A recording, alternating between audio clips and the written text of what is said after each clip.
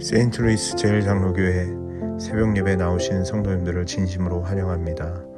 오늘도 찬양과 말씀을 통하여 또 기도를 통하여 하나님께서 우리에게 주시는 말씀을 사모하며 나아가는 시간이 되기를 소망합니다. 다윗이 그의 아내 밧세바를 위로하고 그에게 들어가 그와 동침하였더니 그가 아들을 낳음에 그의 이름을 솔로몬이라 하니라. 여호와께서 그를 사랑하사 선지자 나단을 보내 그의 이름을 여디디아라 하시니 이는 여호와께서 사랑하셨기 때문이더라. 요압이 암몬 자손의 라빠를 쳐서 그 왕성을 점령하매 요압이 전령을 다윗에게 보내 이르되, 내가 라빠 곧 물들의 성읍을 쳐서 점령하였으니 이제 왕은 그 백성의 남은 군사를 모아 그 성에 맞서 진치고 이 성읍을 쳐서 점령하소서. 내가 이 성읍을 점령하면 이 성읍이 내 이름으로 일컬음을 받을까 두려워하나이다. 다윗이 모든 군사를 모아 라빠로 가서 그곳을 쳐서 점령하고 그 왕의 머리에서 보석 박힌 왕관을 가져오니 그 중량이 금 1달란트라. 다윗이 자기의 머리에 쓰니라. 다윗이 또 그 성읍에서 노략한 물건을 무수히 내오고 그 안에 있는 백성들을 끌어내어 톱질과 썰애질과 철도끼질과 벽돌구이를 그들에게 하게 하니라. 암몬 자손의 모든 성읍을 이같이 하고 다윗과 모든 백성이 예루살렘으로 돌아가니라. 굿모닝. 이제 현장으로 돌아왔습니다. 금요일 아침인데요. 먼저 니카라가 선교를 위해 기도해 주신 모든 성도님들께 진심으로 감사를 드립니다.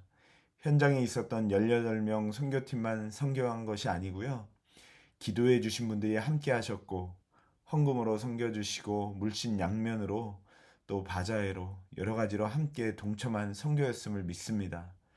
특별히 아이들과 또 지역 주민들과 또 많은 이들에게 예수 그리스도의 복음을 전하게 되고 듣게 된 것이 얼마나 감사한 일인지 모르겠습니다. 정말 수고 많으셨고 감사를 드립니다. 오늘 본문은 선교를 마친 다음에 나누기에 참 좋은 본문이라는 생각이 들어요. 24절에 보면 다윗이 그의 아내 밧세바를 위로하고 라고 말씀하는데 이 한 구절에 엄청난 위로가 있지 않나요?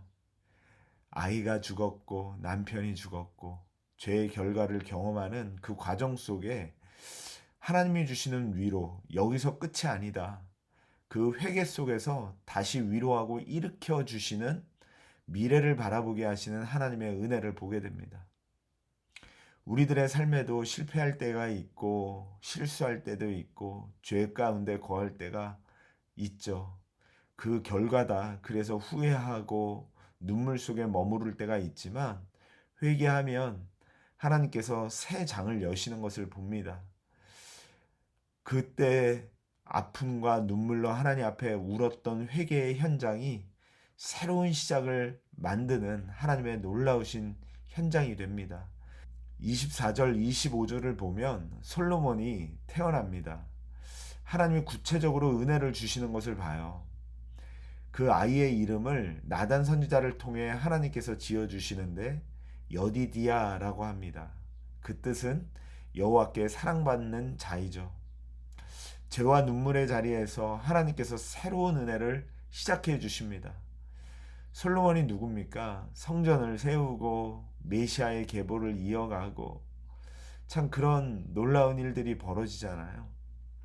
인간은 과거를 보며 후회할 수밖에 없지만 그래서 미래를 꿈꿀 수 없고 또 말할 수도 없는 죄인이죠. 그럼에도 불구하고 하나님은 미래를 여십니다.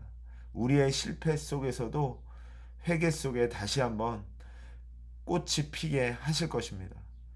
선교도 저는 마찬가지라 생각합니다. 저희들 최선을 다했지만 부족한 부분도 있을 수 있겠죠. 처음이라 또 연약한 부분도 있을 수도 있을 겁니다. 그럼에도 불구하고 하나님께서 영광 받으셨고 그 땅에 솔로몬과 같은 자를 세우실 것을 믿습니다. 정말 하나님의 일은 하나님의 방법으로 이루어지는 것 같아요. 그러면서 또 한 가지 다윗에게 위로를 주는데 요압 장군이 암몬과의 전쟁에서 승리를 거의 다 이루어 놓고 다윗 왕을 부릅니다. 그 이유가 무엇이냐면 요압 장군이 자기의 이름을 남기려 하지 않고 다윗을 높여주려고 한 것이죠. 다윗의 영광을 높이 올려드리려고 한 겁니다. 참 이런 걸 보면 하나님께서 그를 또 높이 올려주시는 것을 봅니다.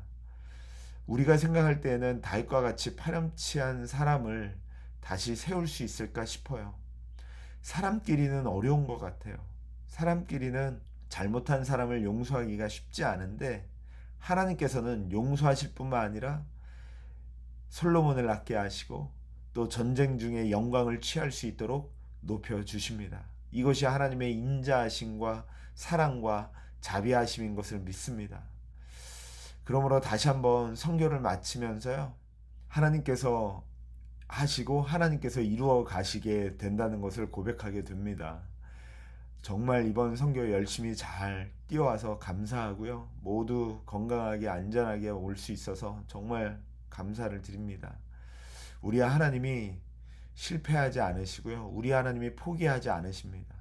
그리고 우리가 넘어졌던 자리에 있다 하더라도 하나님은 다시 일으키시니 절대로 실망하거나 낙심하지 말고 새로운 하루, 오늘도 하나님이 하실 일들을 기대하며 시작하시길 바랍니다. 하나님은 나 같은 자를 통해서도 일하시고 역사하시고 높이 올려주실 것이다. 그 기대를 놓지 말고요. 예전에 그런 말이 있더라고요. Best not to come.